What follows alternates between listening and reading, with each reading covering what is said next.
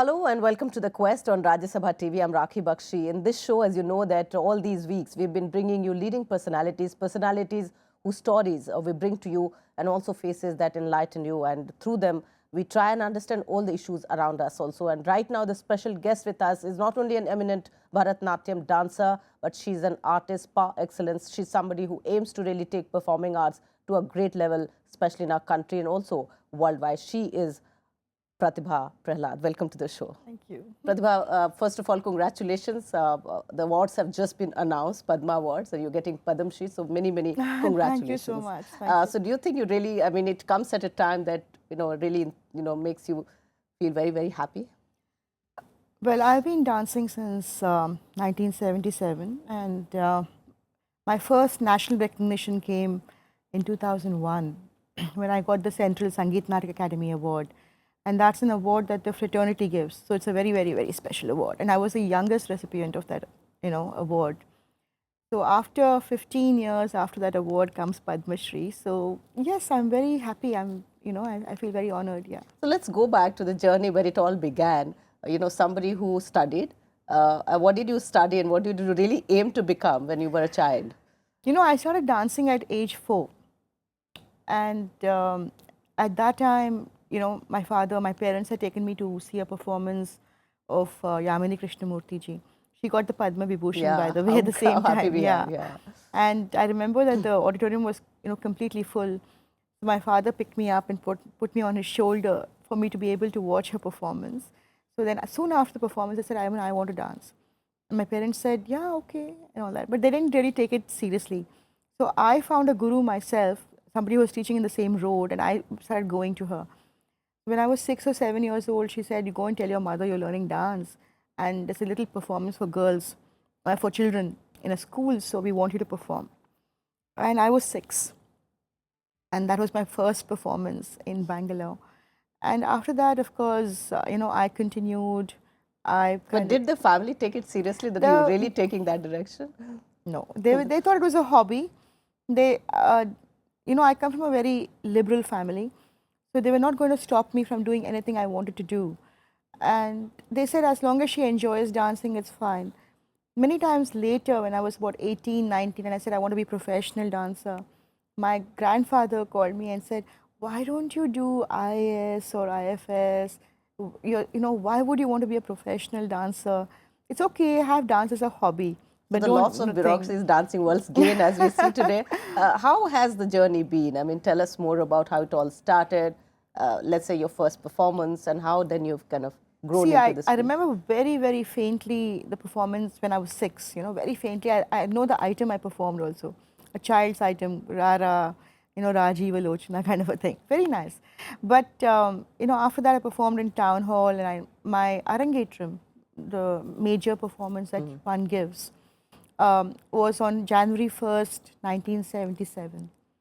So it's exactly 39 years, since I first stepped on the professional platform. And I got very good reviews. And by the time I was 18, I was very well known in Bangalore city.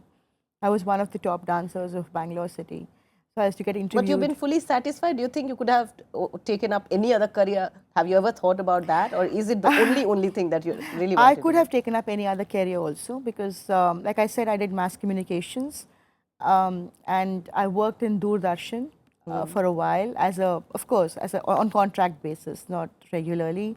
I've written for many newspapers, journals, because I studied communications. So you could have been sitting where I'm sitting, maybe. I could have been, yes. I could have. Maybe you should be here if you learn Bharatanatyam. No, it feels so much nice that, where you've, really reached and arrived. But there are, in a multi-dimensional way, you're taking performing arts today. And that's what I was announcing when I was introducing you, that, performing arts in India, how would you really look at it, where we are? Do you think there is more need to promote it, the kind of thrust that we need? You see, the thing is that when we got our independence, it was almost like the Renaissance period for the performing arts of India. And Bharatanatyam was like the flagship dance form, and Carnatic music and Hindustani music got much fillip. Next 20 years, I would say, was a glorious period till the advent of television. When television came in, the audiences for performances in theatres started dwindling. And I remember my own, late gurus, Krishna Rao Kapil, telling me that, these days nobody comes for dance performances because they want to stay home and watch all those soaps and On whatever TV. on television. So that was 80s, when television just came in. Okay. But quickly, by the 90s, I think there was, people got fed up of watching the same things on TV again and again. And the auditoria, started getting filled up again. So Okay. people started coming back to watch performances. So when a lot of... And I remember having watched Doordarshan also, which kind of tried to promote in one of their programs. Doordarshan used to have something called the National Program of Dance and the National Program of Music. And this was in the 80s, 70s and 80s. And it was a very prestigious, performance. Because everybody in the country would watch that 10 o'clock performance of the National Program of Dance or Music. And if you appeared on that, it was almost like you'd arrived on the music dance scene of the country. I think I did my National Program of Dance in 87 or something, so it's a long time ago. But what I'm trying to say is that the audience support is very important. And when I say audience support, it's not just the support of the fraternity, which is also very, very important when they watch you perform, but the general public should support the arts, because I believe that the arts is our identity, and in every other country in the world, people support the arts. And they're very proud of their traditional arts, crafts, their traditional... That's exactly what my question is all about, that in India, we have a rich culture and variety of arts that we are engaged with and practicing. But when we sometimes go abroad and we go to foreign countries in a kind of structured, manner in which they, take up to performing arts is something that we really look at with a lot of awe. How do you really look at this comparison? See, I believe that in the Western world, they quickly understood that culture was power, that promotion of arts and culture is a powerful tool to establish yourself. So, the early imperialists, of course, the British, you have British Council everywhere, you have Alliance Francaise everywhere, you have Max Muller Bhavan everywhere. And now every other country in the world has their cultural centers, because culture is power. It's true power. It builds people-to-people contact. Exactly. It makes you understand each other's cultures. And the kind of bond that it creates. A bond, a very, very strong bond, which is very lasting, Most often when you do commerce or you do trade, it's only for that particular period. But when you have a cultural tie or cultural bond, and people understand each other, there's a deep love for people of the other country and, for the peoples of the other country. And you kind of, So do you think we have become mature enough to really understand that in terms of really taking up this whole cultural consciousness ahead? I don't think that we can, just be complacent about it and say, yes, we have arrived. We have not yet arrived. We are a natural cultural power. And I've said this time and again, that the diversity, richness, variety, and depth of the performing arts traditions of India is not available anywhere else in the world. You can't see that kind of depth or variety anywhere in the world. But perhaps because of this, we are very, very complacent, and we take our traditional arts for granted. We take our traditional performers for granted. And we haven't given them the kind of environment that they need to be able to flourish. Yeah, because artists are also the biggest ambassadors of a kind. For example, you must have traveled abroad for performances. How has the experience been? I mean, would you like to share something where you really felt that, how it was happening abroad and how we could really learn much to really make ourselves more strong? I performed for the Edinburgh Festival way back. And for many other festivals in the world, like you said, Tokyo International, Shanghai, Adelaide, Perth, many other festivals. And whenever I went, I saw the professionalism with which they presented artists. And I kind of felt felt saddened that we didn't have that kind of a multi-art, multi-venue festival in our country, despite, we being, like you said, the natural cultural power.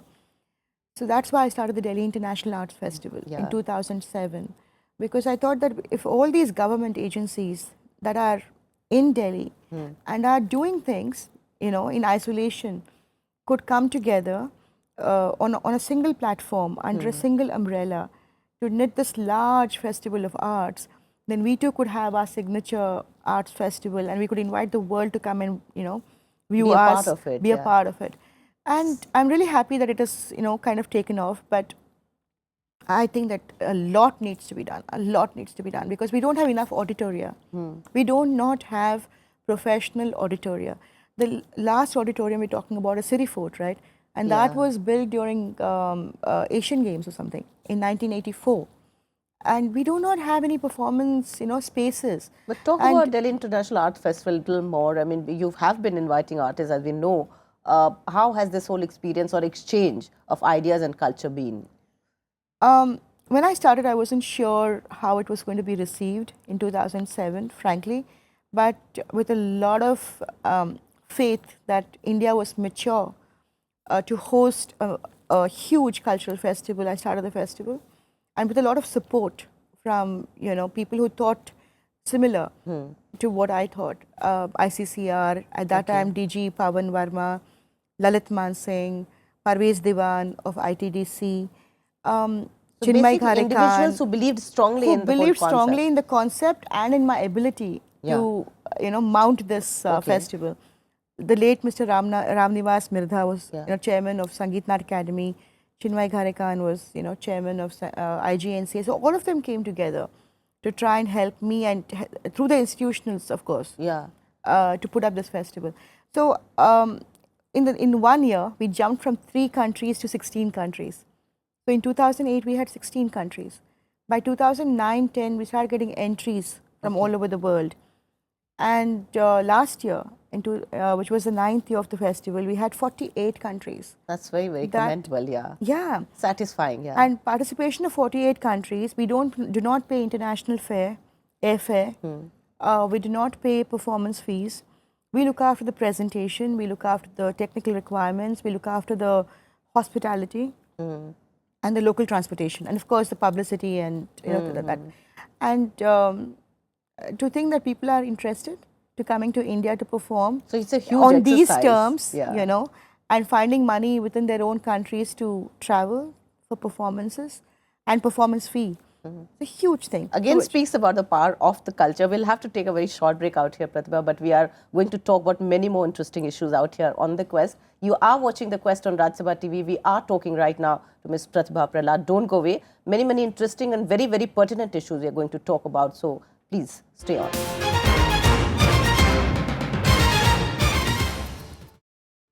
Welcome back to The Quest on Rajya Sabha TV. We are talking to Ms. Prathibha Prahlad right now. She's an eminent dancer, of course, an artist, as I'm saying, par excellence, but talking about arts and culture, taking it ahead. You've also talked about the rights of performing artists. In fact, we once also talked about the kind of concessions they should be given in rails and maybe some other public platforms. Talk about their rights. In 1995, I started appealing to the government to give us the same benefits as they give sports persons while traveling for performances by train, train concessions, flight concessions, medical benefits, which we should have, because artists are, we are not an organized sector. Culture, I mean, the artists, the performing arts, I know. It's a very disorganized, it's an unorganized sector. Let's not talk about the structure. Unorganized. Yeah, so because we are so unorganized and we all operate in isolation, we need help from the government, and the government has to be sensitive to artists, because artists are very vulnerable, very vulnerable. If I'm a dancer, for example, and something happens to my leg, I'll not be able to dance. In the Western world, they realize this very early, so they insure themselves for hundreds and thousands of dollars. So something happens to them, they get paid by the insurance company or by the government. Very true. So, when I was in Sangeet Nat Academy, we spoke about this, and we thought that all the artists who are performing, when they start off in their performance career, we should ask them to insure themselves. Not the regular insurance, which is, of course, there, not that, but a special insurance. A shoulder also, which like, is for example, strong. musicians, for their voice, Yeah. dancers, for their whole body, for their, Very for true. everything Very else. true. And very valid. But it has not happened as yet. There's Yeah. no insurance So as do you yet. think you have new ideas which you're working on in terms of, bringing everybody together, maybe creating a voice which is more solid? I've been striving for long in whatever capacity I can, in my individual capacity, and like I said, when I was a member of the SNA, at that time even in fact I said I got successful, in getting travel concession for artists, traveling by train, 75 up to 75% in second class and 50% in first class. So I said, why don't we lobby with the Ministry of Civil Aviation to give at least award-winning artists 50% travel concession. That hasn't happened. The medical insurance has not happened. And, old age benefits for artists. Like supposing you perform for 30, 40, 50 years and then you get old and you're not invited anymore. Yeah, For sometimes we see performances, that, right? great artists, and we see that sometimes they, really living in penury. They die in penury. yeah. It's so heartbreaking. So many of them don't save money. Yeah. So there's a lot of criticism, and I say, oh, when they're earning so much money, why can't they save? They probably don't know. Maybe they don't have the intelligence or the capacity to understand that life can take a horrible turn sometimes. So for that, you need to help them, understand. You need to help them create structures. So do you think the government, the society at large, and also the corporates, do you think there is more consciousness now to support? Do you think that's coming in? I would like to think that. I would like to think there is, but corporates no, corporate zero. Corporate India is a very strange kind of a phenomenon. Entity, Phenomena because if you go to them and ask them to support a serious arts festival, the first thing they ask you is, what's in it for me? Visibility, footfalls, eyeballs. A huge festival like Delhi International Arts Festival would automatically give you that kind of the visibility and the attention, credibility and the footfall and the eyeball. But no, they're asking about all kinds of silly, weird things because they want their logo to be everywhere. I have seen in the Western world, and like I said, in Australia and China, MasterCard, Citibank, American Express, they really come forward. They all come, Mercedes-Benz. They kind of take the title sponsorship of these festivals, and they're so elegant. They don't shout and cry and in a garish manner. It's also an idea to preserve art and culture, which is the should be the mandate. It is that, and B, they're so elegant in the advertising. So they're there, Mercedes-Benz. Come on, anybody who's watching, seeing an invitation card, sees all the logos, knows that these people have sensitivity. The idea is that they should have sensitivity and empathy for the arts. That's what maybe through these programs they should maybe understand a little, should work actually. Talking about Guru Shishya Parampara, how would you really look at that? Something that we saw, especially in South that you come from, we saw this great idea.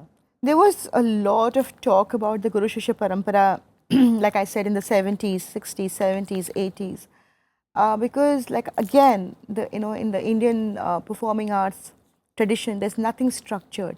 You don't go to a school and learn dance or music, for instance. You go to a guru, you go to a teacher. And those students who have had the privilege of sitting one-to-one with the guru have learned the most and have become great artists later.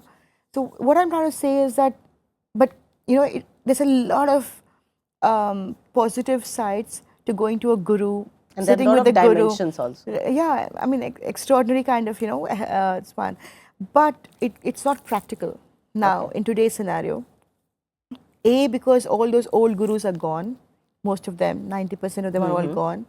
The second generation, teachers who call themselves gurus. So how are they learning? Are there enough institutions that really provide the kind of learning that is like needed? All the second generation teachers have started schools, right? They started their own schools.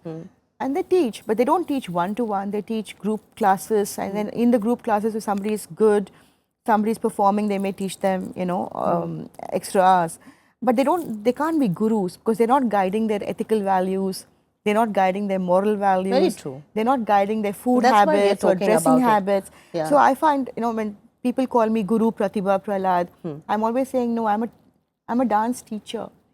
I'm not a guru. And I know the difference because I learned from a great guru and from great gurus. And I know what their life, see, the gurus, their whole life was about the art. Like I had a guru called Muthuswami Pillai. he sat in a small, small room, rundown kind of a The kind of place. sacrifices people Yeah, make. rundown place Yeah. in Mylapore, in Chennai.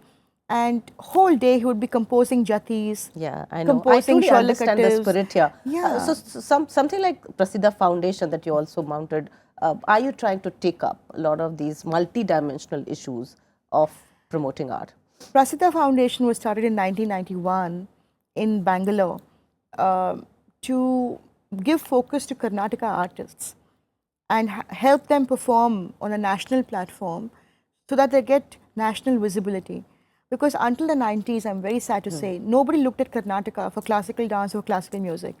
The moment you spoke about Carnatic music, it would be Tamil Nadu, Bharatanatyam dance, Tamil Nadu, Kathakali, Kerala, and Kuchipudi, Andhra, Tamil Nadu. Never looked at Karnataka as a place where they could have, they could be good artists.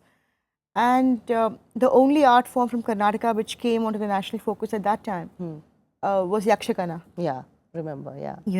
So one studied in the textbook also. That's it. And festivals of India would, would automatically, people who were organizing festivals of India here, they would automatically source artists from, Bharatanatyam dancer, call them from Tamil Nadu, Madras, call Kathakali dancer. Do you think so I think we got left out, right? Okay. We got left out.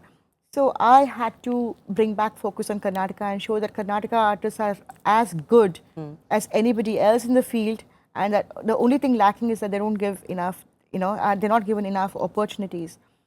Today, I'm happy to say that through Prathibha Foundation and through my efforts, there are several dancers who have made a mark on the national, scene. That's very nice. And several musicians who have performed for us, who have now become famous. In fact, Venkatesh Kumar also got Padma Shri. He was one of the earliest performers for Prathibha Foundation in 90s when he was a young man. So many of you were stalwarts, including, as you said, Yamini Krishnamurthy, of course, also. So let's also talk about how performing arts have taken their own spaces everywhere else. Let's talk about cinema.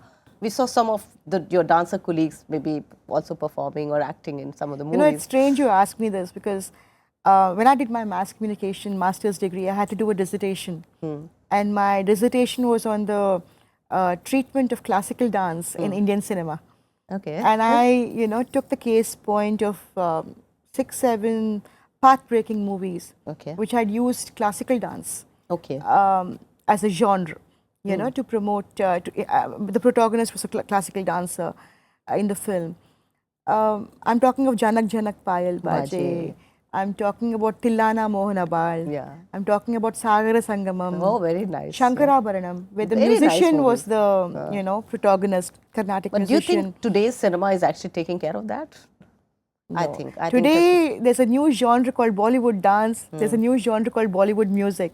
And I'm amazed that it's promoted, with that kind of an intensity by everyone. I'm not amazed that the film industry promotes it. Film industry has to promote it because it's their bread and butter. After all, it's it's a commercial reason.